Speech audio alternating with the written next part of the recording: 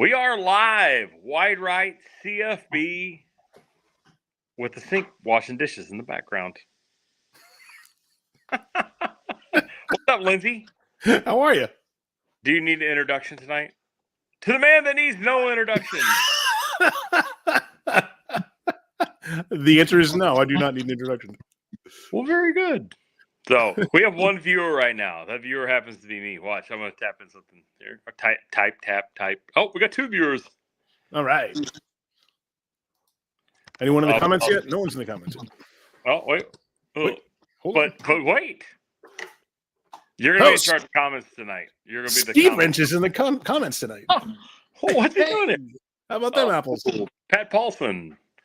All He says, who's the guy on the right? Which one?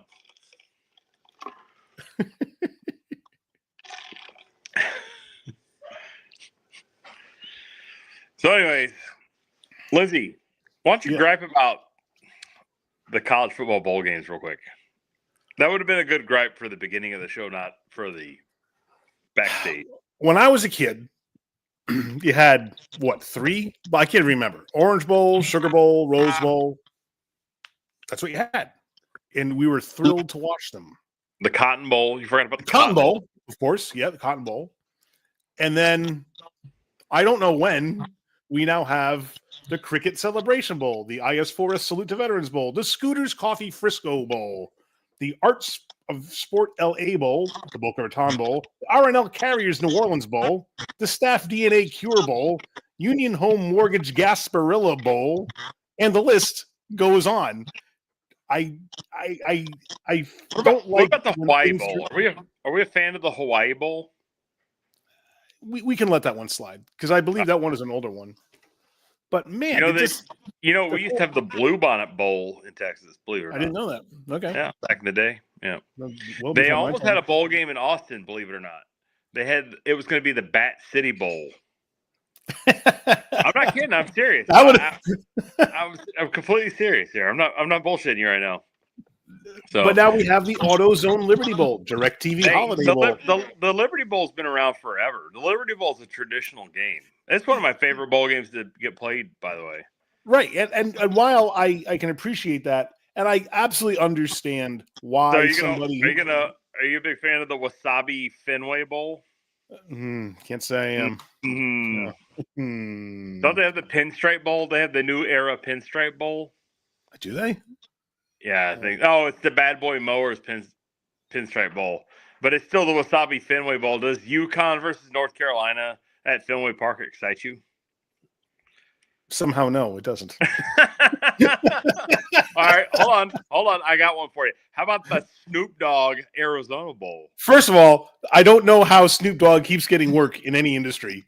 I'm tired of seeing the guy after they flashed him all over the Olympics, and now he's doing T-Mobile ads and all kinds of. He was doing seltzer water ads for a while. I've had enough of him. His shtick wears thin after a short period of time.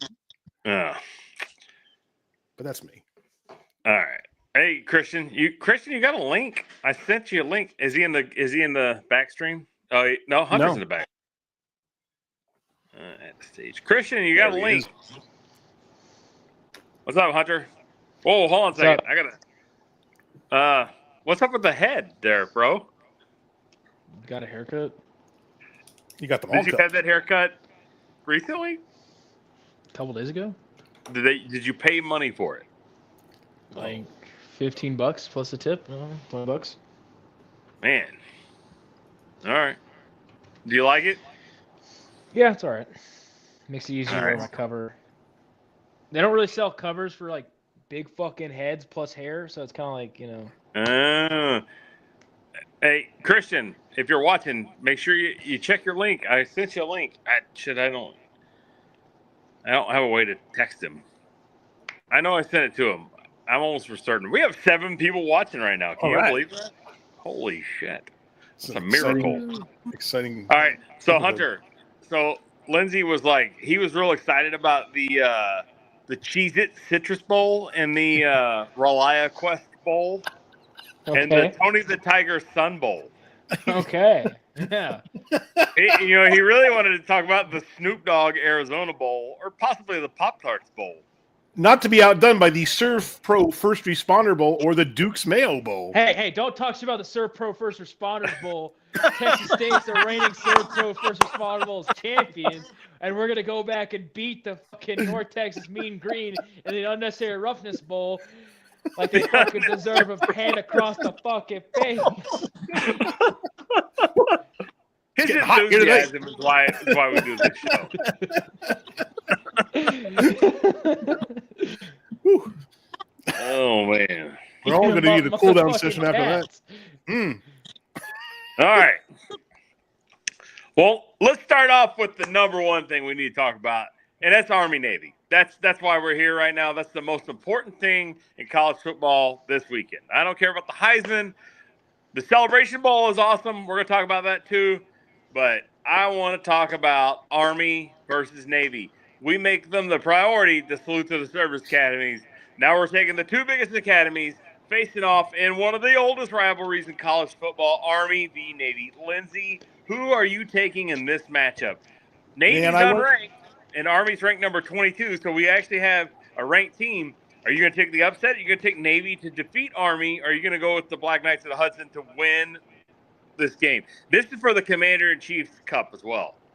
A lot's riding on this game. I've been going back and forth on this one a lot because I like both teams going in. I like what they both have to offer here.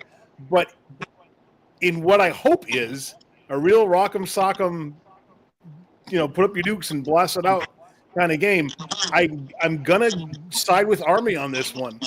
They're favored going in by 6.5 points. I think they can pull it out by 10, but they're gonna do it late in the game because I believe that for the first half of the game, it's going to be well played, very close, see some lead changes, and then see Army make some adjustments where they need to and take this out. In the fourth quarter, they'll pull ahead for real and take it by 7 or 10 points. All right. That leaves Hunter, who I think I know which way he's leaning on this one. Hunter, what is your prediction on Army-Navy? I'm going to take the Navy midshipmen, if it's not already obvious. Mostly built off the fact that I think now that Braxton Woodson's gotten comfortable with the offense compared to, along with Blake Horvath, that Navy's offense is superior to Army's. And while Navy's defense has a couple of struggles, I think that, both teams usually play way up in this game. I think the offensive explosiveness that Navy has, the ability to throw the ball for Navy is going to be the game changer. Army struggled this year against teams that could throw the ball effectively. They won a lot of those games, but a lot of the ways that they almost lost, like UTSA, or they lost to Notre Dame, is that they couldn't stop teams from throwing the ball on them. I think Navy's going to go to attack that quite a bit. I mean, for a service academy team, it's probably going to be 15 passes, but that's a lot more than you expect. And I think it's going to be the difference of what wins in the game. All right. I'm messaging Christian here real quick.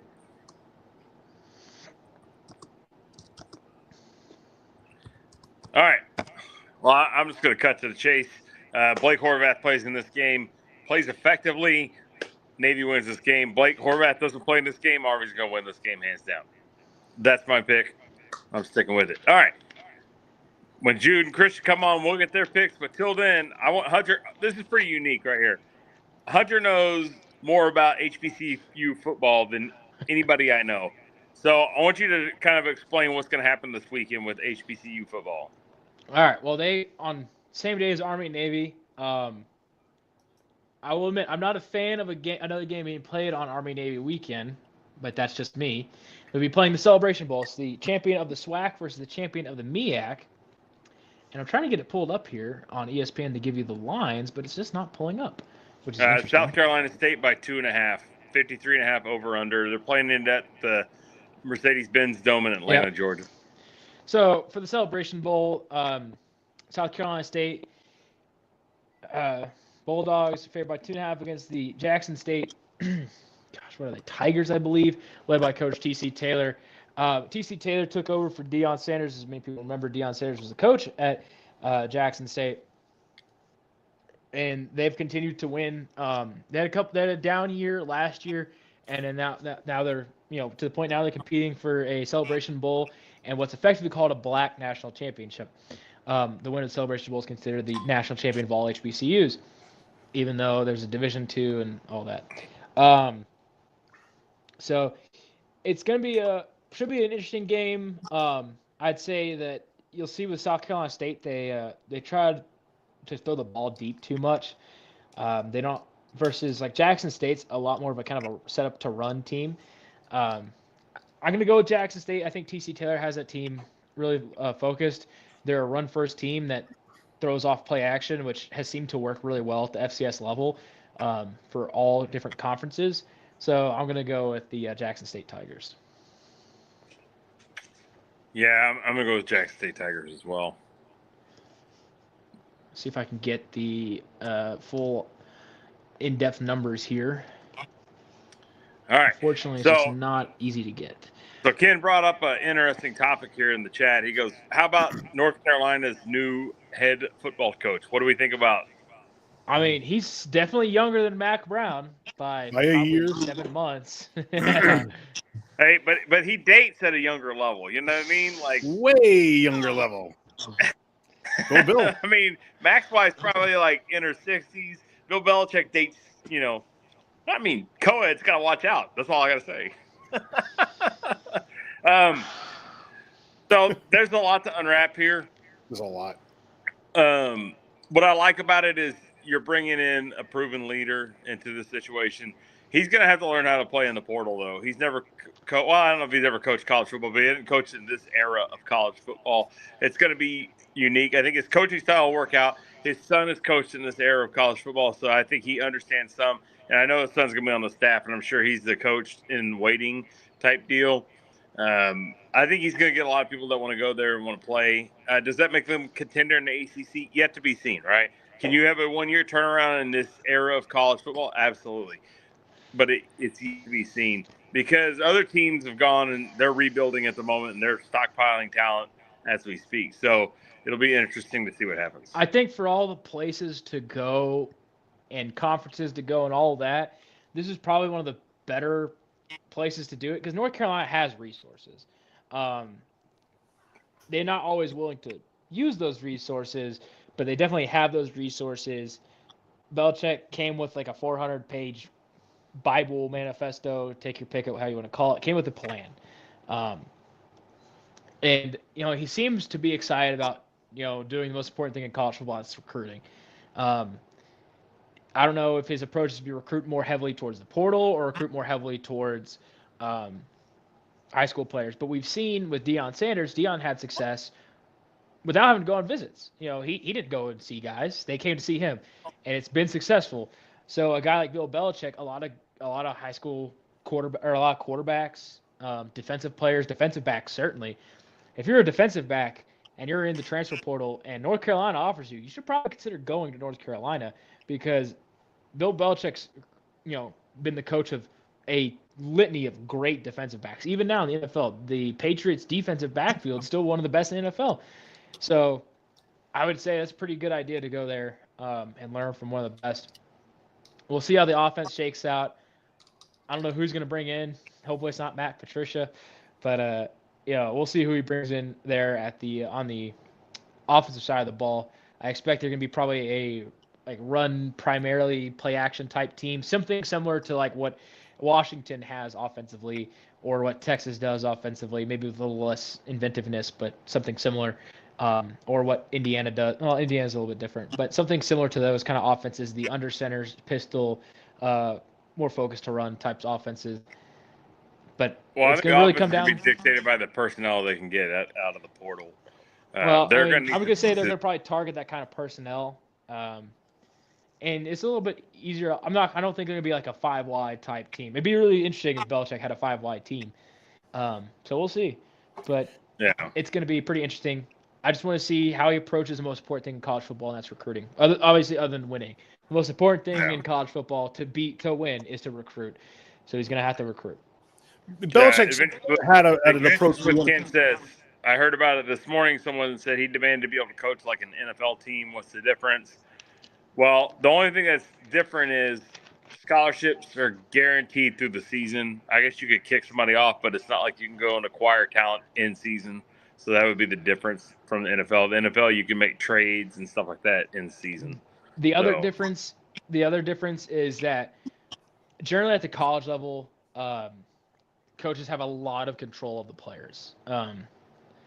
Versus at the NFL level, they're grown adults, they're professionals. So Belichick may, his kind of deal is he may look for more mature or more like team leaders to be the ones that keep those guys in charge. He doesn't want to be there and be in everyone's life. Now we do know the story about the Patriot way, where nobody was safe from getting their ass chewed by Belichick, and that's certainly still going to be a thing. I think it's going to be a little bit more of a professional type. He certainly has the mindset of the coaches that have been successful in college football. A lot of them have had that mindset of like, hey, you're a professional now, especially in this new era. Like, that's definitely a thing at Georgia. Kirby Smart is a very hands-off coach when it comes to players' personal lives. And not a lot of people talk about that. He gets a lot of buy-in because he allows them to be adults, allows them to grow. He relies on senior leaders in the team to manage that. Other programs that do that are teams like Texas, Oregon, similar to that. So, all right, yeah, that's Lindsey. yeah. What do you think about this? I know you had a thought, and I cut you off rudely. Yeah, that's right. No, Belichick has created a system in the NFL that relied on a lot of his knowledge, skill, and expertise, but also a really healthy helping of luck. When he got in with the Patriots, remember Brady, if Bledsoe didn't get hurt, Brady wasn't going to be the superstar that he turned out to be. And what that allowed Belichick to do was create this system with excellent players. And as he made changes over time, there were incremental changes, and he could bring in different people to fill different roles as he saw fit. And he could develop that talent, maybe reassign somebody from a position they were used to playing with another team and plug them into the Patriot system and have them succeed. You're not going to have that same kind of luxury when you're working with a college team. And he's not going to be able to do something like when he first walked into the Patriots 20 some odd years ago. One of his first moves was to cut Lawyer Malloy, who was a star on the team. And that sent shockwaves to the team. And he did it to set a tone. No one is more important than the team. And he could back that up with action by letting people go, who's also in charge of personnel. So he had a tremendous amount of latitude, and you didn't have the same kinds of considerations with players there that you do with college, where they're there for different reasons. They're there with scholarships. There's NIL deals and all the rest of it that didn't exist before, that exists now. That's going to change his approach and how he gets the personnel and fills certain roles, and then how he can coach them. Because to my answer to Ken, age and expectations are huge differences. These are kids; they're not adults. In the same way that you're having a professional adult-filled NFL team, you've got kids in their teens that are just learning how to play at this level. And the expectations are not the same as they would be in the NFL, where you're expected to win under Belichick. You're expected to bring home a Super Bowl championship. It's not going to be the case in college ball, especially in a program where North Carolina is right now. They have a ways to go and some room to grow. So he's going to have to nurture that program along in ways that he didn't have to do when he was in England. All right. So let's talk about a couple of other coaching hires this week. Let's move on down to West Virginia, or up to West Virginia. West Virginia rehires their former coach, Rich Rodriguez, today. Well, I guess yesterday. So Rich Rod's going to go back to Morgantown. Do you like this move, Lindsey? I don't know. The devil is better than the devil you don't know versus bringing back a guy that you thought was a good idea to get rid of in the first place. I don't know. To boomerang like that, you need to be able to. Last time he left, so he took the Michigan job. Yeah, Rich Rod left originally to take the Michigan job. So, and he did it for good reasons. So if he left believing the grass was greener, wanted to come back to the program that you left, I don't know. It works both ways. Like if you leave that program, why do you want to come back? If you let someone go, why would you want to bring it back? Unless he's proven something else as a quantity, or the team and their system has proven something else to Rodriguez. We don't know until he gets back in there. So I'm always a little cool to these ideas until I can see how they play out. So I'm intrigued. I don't, whether it's a good idea or not remains to be seen. What do you think, Hunter? For West Virginia to hire Rich Rodriguez back, I think that it came down to assessment of what was available first. They had to move on from Neil Brown. Just the constant 6-6, 7-5, 5-7 seasons, 1 9-win season. It's hard for a school like West Virginia, who has had somewhat consistent success, to let go of. But the person that brought them that success, except for Frank Signetti 30, 40 years ago, and obviously Bobby Bowden, was Rich Rodriguez. Rich Rodriguez brought West Virginia to the precipice of playing for a national championship in a game that they probably would have won against Ohio State, because it wasn't like Ohio State had anything for LSU. So, they were 2 Pat McAfee field goals away from playing for a national title. Of course, they lost to a lowly Pitt team, but that's just rivalry games in 2007 for you. He left. He went to Michigan. Michigan and him didn't culturally mesh, but the players he brought in were successful under Brady Hoke. He went to Arizona, and Arizona, they were successful for a while until they had a down year. But how much of that, he was so far from his recruiting base of Alabama and Georgia and Florida, and then obviously working the East Coast, that it was a lot harder to pull guys to Phoenix than it is, to Tempe, or no, not Tempe, Tucson, than it is to pull guys to Morgantown, because Morgantown's close to the big city of Pittsburgh and all that. He goes back to his natural recruiting ground of Jacksonville State there in North Alabama, and immediately lights it on fire. I mean, they win 9 games, 10 games. I mean, they're just a phenomenal team instantly, and it looked like a classic West Virginia team. And I think West Virginia looked at it, goes, he was the most successful coach we had. He built the program to where it was. He knows how to recruit. He knows how to recruit guys that want to go to West Virginia. I think it's a good hire. Sure, he's somewhat old, but at the end of the day, he brought West Virginia to its highest highs. And people at West Virginia will talk about him leaving West Virginia. West Virginia, especially in 2009, I think is when he left, was in a bad spot. They were in a conference that was dying. There was no guarantee they're going to go to the Big 12. At the time, the Big 12 was more likely to take Louisville than they were to take West Virginia. So there's a real chance that West Virginia was going to be a G5 team. And he wanted a guaranteed increase in raise, not for himself, but for his staff. West Virginia wouldn't provide that, so he felt that he needed to leave. And so that's what happened. I think it's a good hire for West Virginia. I think Rich Rodriguez is someone that knows West Virginia really well, knows how to recruit for that place. And all the great West Virginia stars play for him. They're all behind him, especially like Pat McAfee, Pat White, Steve Slayton. Those guys want to be involved with the program. If Rich Rodriguez is running the program, that's a way to build yourself in today's college football. Yep. All right. I got one more coaching thought, and then we'll move on to Heisman picks, Coach of the Year, Player of the Year, all that stuff. UNLV hired Dan Mullen today. Do you like that hire? He's an offensive-minded coach. I mean, for all people want to talk about Florida wasn't as great as they wanted to be under him, it's not like they've been better under Billy Napier. All right. Lindsay, So, you excited to see Dan Mullen out of the booth and back on the field?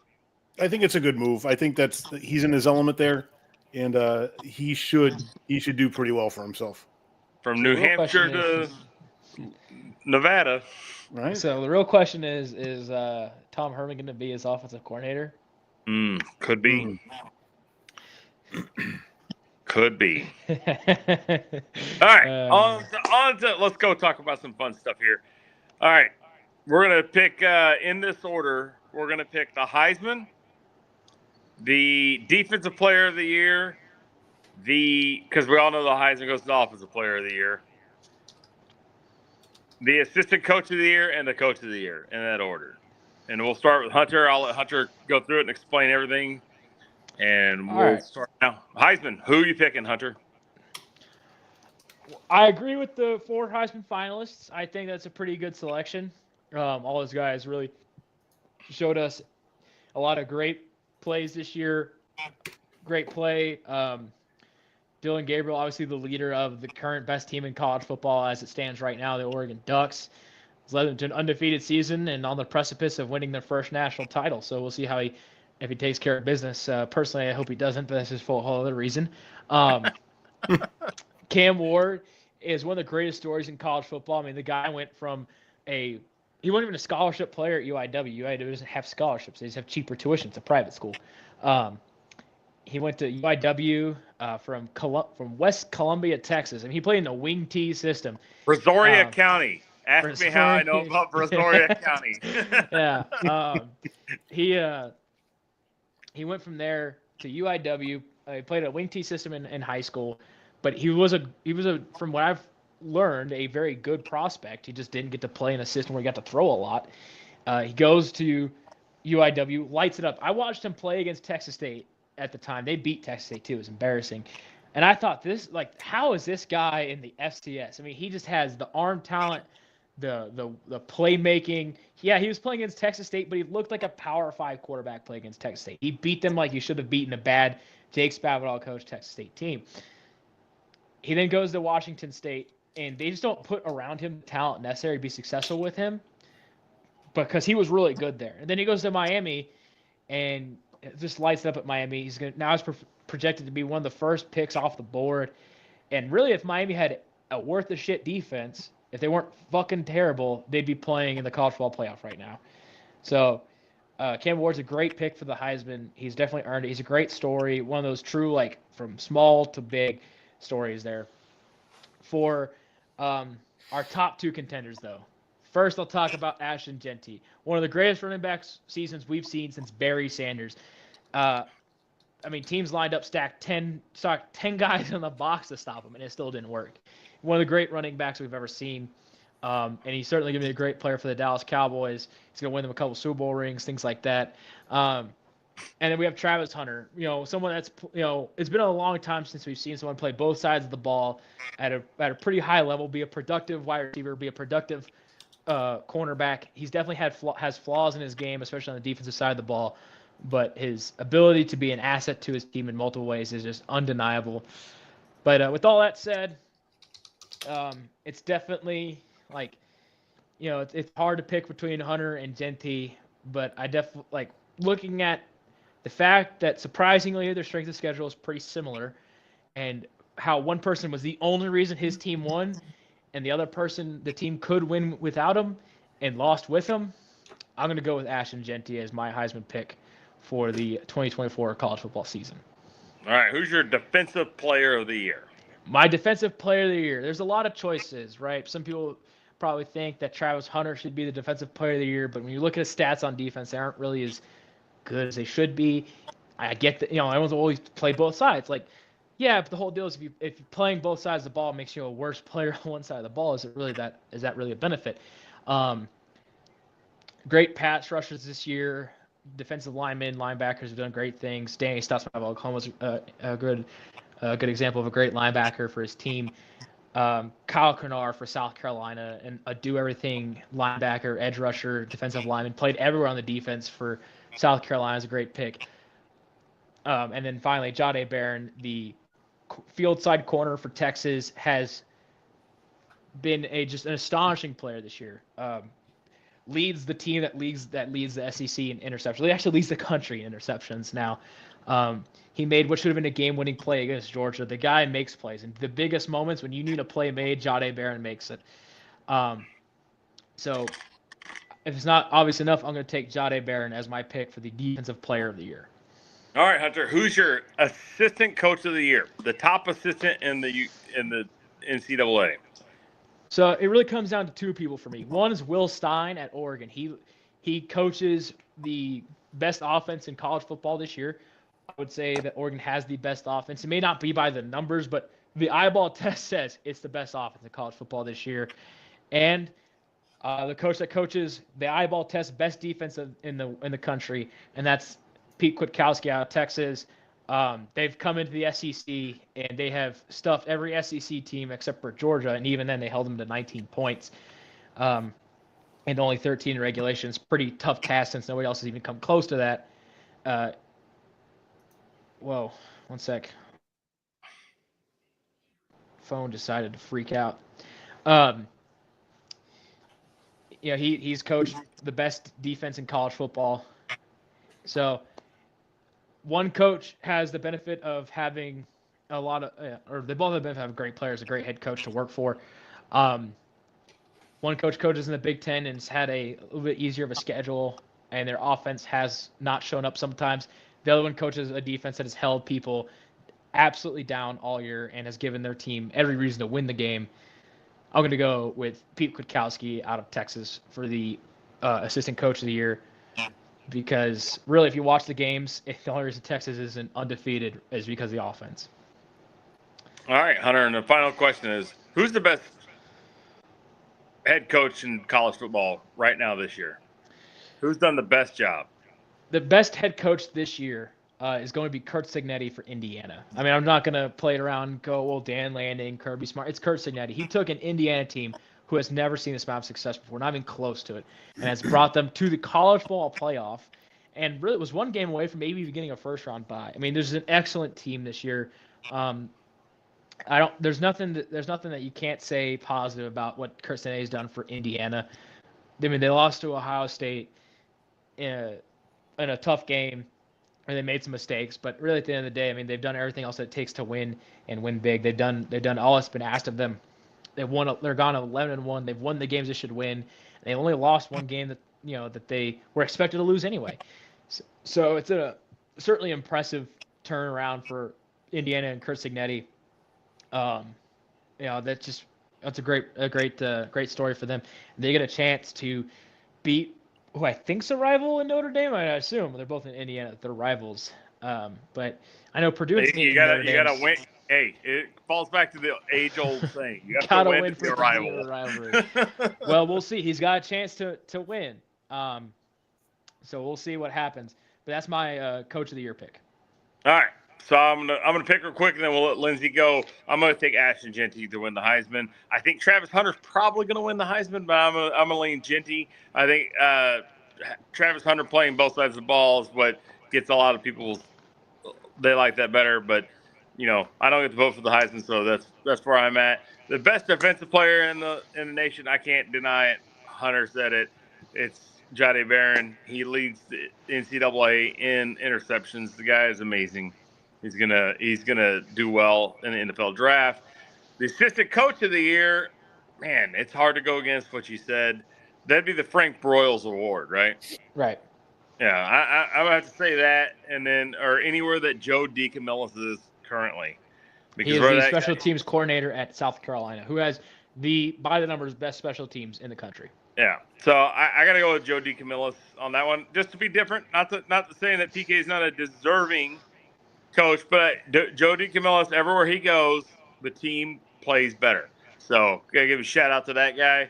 And then my coach of the year, I'm gonna agree with you. I think Curt Cignetti, hands down, is coach of the year. But I'm gonna throw out an honorable mention. Honorable mention is Coach Prime. He had an opportunity for the team to go really bad this year, and we picked on him a lot early on, saying that I didn't think he was going to win, that he wasn't going to do well. And all he did is he had to go to work. He had to figure out how to make it happen. And he made it happen. So congratulations. That's my honorable mention. Curt Cignetti is going to be a hard one to beat. You can throw Shane Beamer in there on top of that as well. Shane Beamer has done a tremendous job at South Carolina, even to be considered in the CFP, in that top 15 was a massive improvement for South Carolina. So I look for good things out of them in the future. Lindsay, let's hear what you got to say.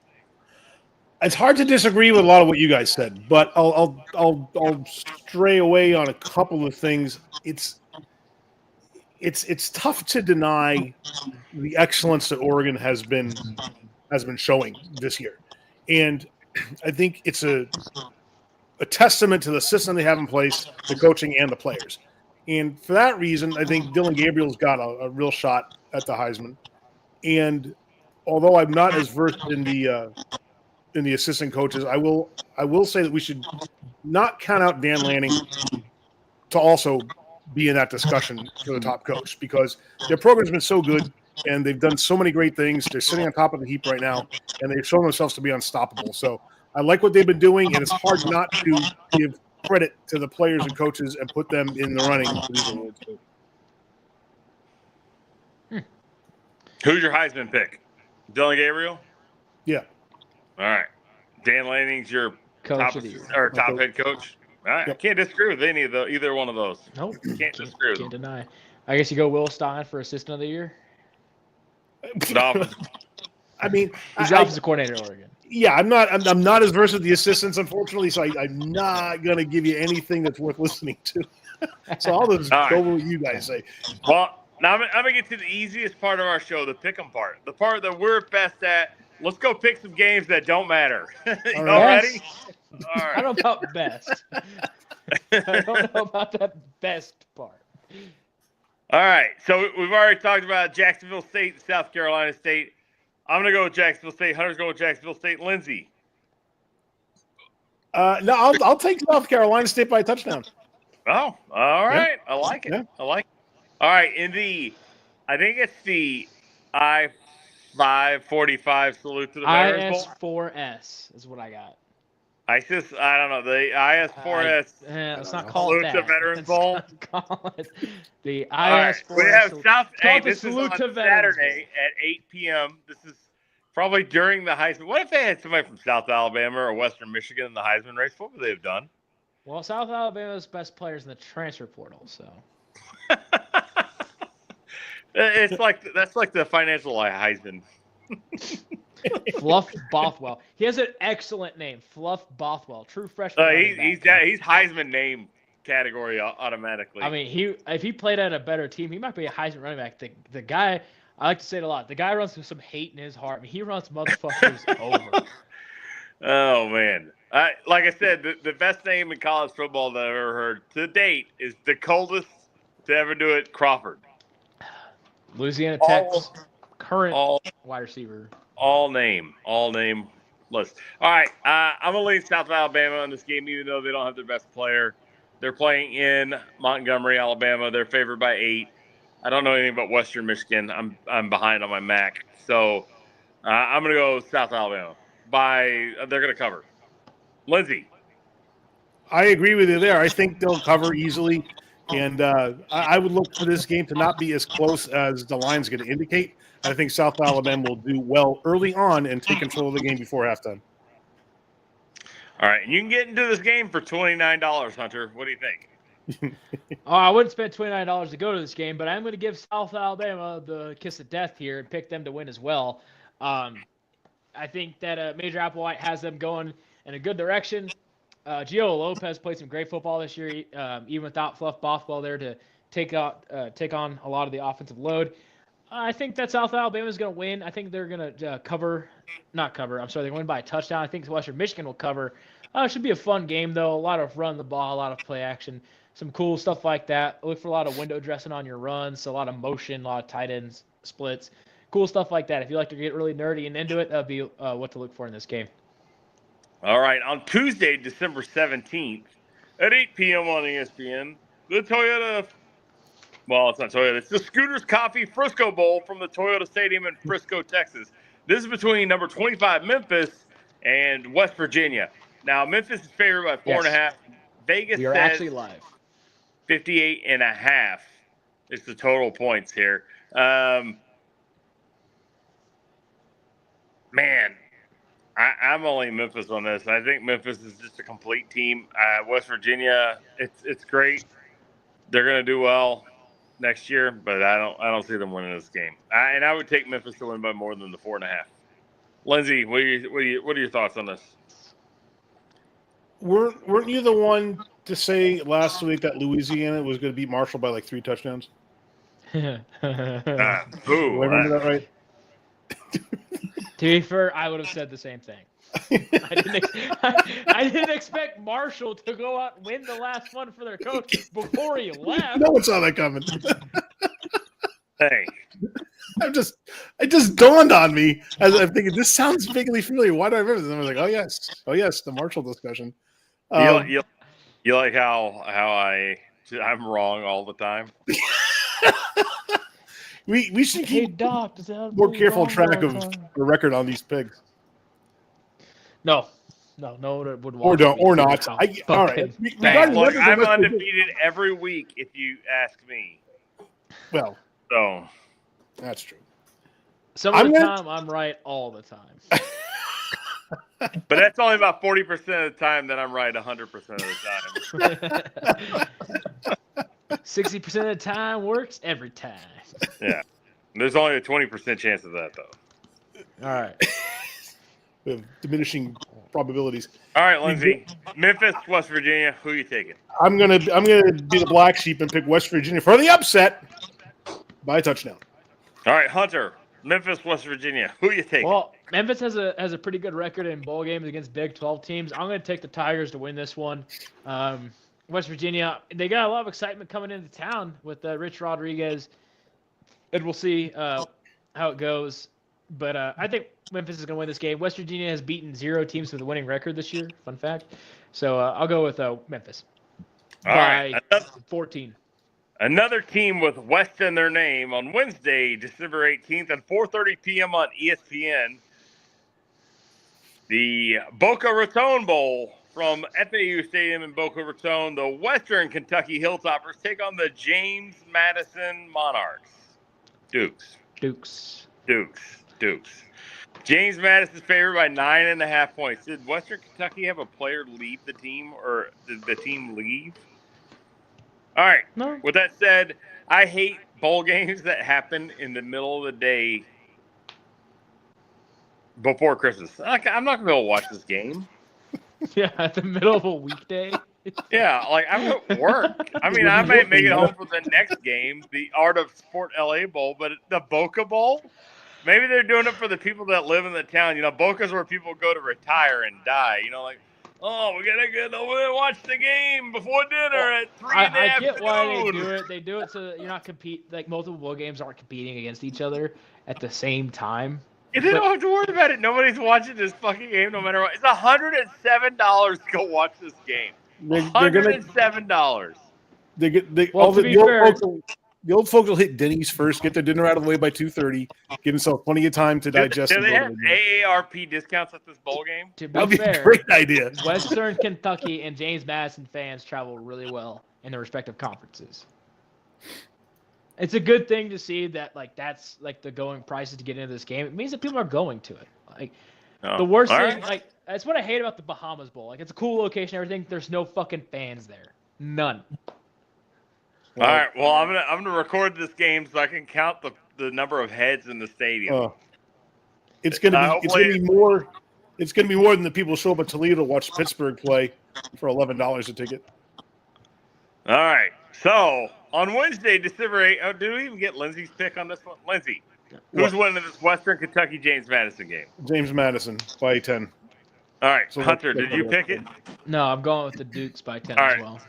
All right. I'm going to go with James Madison because that's a lot of points. I don't know why they're giving them any points, but I'll take it. James Madison by 10. All right. In the evening, this game could be interesting. I don't know who's coaching the team right now. At 8 p.m. on ESPN from SoFi Stadium in Inglewood, California, the Cal Golden Bears take on the UNLV Rebs in the Art of Sport LA Bowl. Cal is favored by 1.5 points. Who's the interim coach at UNLV? Find out. I got to know this. I have no idea. UNLV interim coach. Lindsay. Stephen Belichick. Del Alexander. Oh. All right, Lindsay, pick this game real quick for me. Oh, this one. I don't know. It's a kind of a toss-up going in. But if I had to take a wild throw a dart with a blindfold on guess, I will pick UNLV to win by 7. All right, Hunter. I'm going to go with UNLV as well. Cal does not have their starting quarterback. He has decided that he's going to transfer. They're at Fernando Mendoza. Jaden Knott's been hurt all year. UNLV is going to have pretty much all their players that have been integral to their success this season.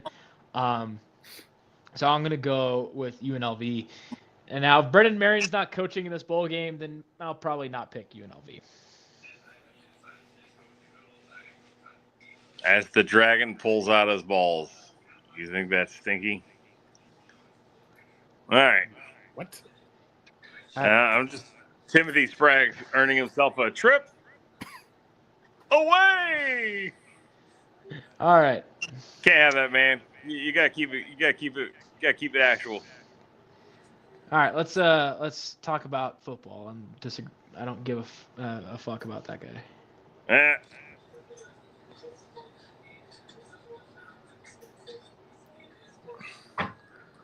Oh. Sorry, Timothy. Not really. Are All you right. though? Yeah. No, I don't give a fuck. Like, let's be honest. All right. Let's go. Let's I'm continue. picking UNLV in this game as well. So congratulations, Cal, for winning this game. We've given like 3 teams the kiss of death already. All right. So Thursday, this is the last bowl game we're picking until next week. Because next week we're gonna pick these games. This game's gonna happen before our show comes on, so we have to pick it today. This is actually, I like this bowl game here. It's Thursday, December 19th at 6 p.m. on ESPN2 from the Caesars Superdome, New Orleans, Louisiana. It's the Arnell Carriers New Orleans Bowl between the Georgia Southern Screaming Eagles and the Sam Houston State Bearcats. Sam Houston State's coach left. He took the Temple job. Georgia Southern's got some more stability. I'm going with Georgia Southern to cover by 7. Yeah, I have no idea who the interim coach is there for Sam Houston State. So I'm going to take permanent coach. It might be the permanent coach. I have no idea. I'm going to go with Georgia Southern, though. There's a little bit more stability, like you said. I'm going to win by a full-on touchdown. They do some things that I think that Sam Houston State's going to struggle with, especially with losing. I mean, they've lost, like, I think 10 or 15 players to the portal. I know some will play in this game to help improve their portal stock, which is a fucking wild thing to say these days. But we'll see. I'm going to go with the Screaming Eagles, though, to win. They got a good passing game. I don't know that Sam Houston State's going to be able to handle it. I do know that they lost a corner to the portal and a safety. So I think that they're going to be a little bit in a bad way on the defensive backfield. I'm going to go with Georgia Southern. All right, Lindsay. Yeah, Sam Houston's going to be like a race car with a flat tire. They have some parts working, but the whole thing's not going to work together well enough to beat Georgia Southern. I'm going to go Georgia Southern by 10. All right. That's going to wrap things for this week, I think. You got anything else we need to cover, Hunter? No, but fun fact about Sam Houston State's coaching shirts. If you know Texas high school football, you know this name. Rashad Samples is a finalist for the head coaching job at Sam Wow, that is massive. Wow. Good luck to him. He is the son of Texas high school football coaching legend Reginald Samples. He's been a coach at a couple different places now. Texas, TCU, for example. He's the running backs coach at Oregon right now. So good luck to him, and hopefully he loses to Texas State when they play. All right. Lindsay, do you have any prognostications for this next week? Only that I can foresee that when the Oregon Ducks next take the field, it will actually be by a flock of actual ducks wearing helmets. Safety first. Will they be in a V formation? Oh, it's a little foggy. I can't quite see to that degree, but I like what you're thinking. All right, we'll check in next week and see if the smoke clears a little bit on this vision here. You've been almost right every week. Almost. Almost right. All right, I want to thank everybody for coming out this week and watching us. We had a good audience this week. Real happy with what we had. We had all the panel. Well, we didn't have all the panelists on. Hopefully next week we'll have Christian and Jude back. But we're going to be covering CFP next week. CFP. So CFP and more bowl games, and then we're gonna be live with you every week up until the national championship. So just stay tuned and look for us every Thursday night. So, and then in 2 weeks, me and this guy down here, we're gonna be live together. Oh. So, hey, we could all three be live at the same time. I think in the same area. What day? In 2 weeks. Oh yeah. Sure, we good. The day after Christmas, December 26th. So we'll have another show then. we'll go live. But anyways, I want to thank everybody. I'll let you guys say your goodbyes, and then we'll peace out. Hunter, you go first. All right. Eat up, Cats. Go Navy. Beat Army. All right. Lindsay. Thanks for watching, everybody. Appreciate you joining in the chat. Please stay tuned as we get you through the rest of this college football season. Remember, you can't spell college football without a whole bunch of letters. Nice. And remember, folks, the team that scores the most points always wins the game. Thanks for watching. That's right.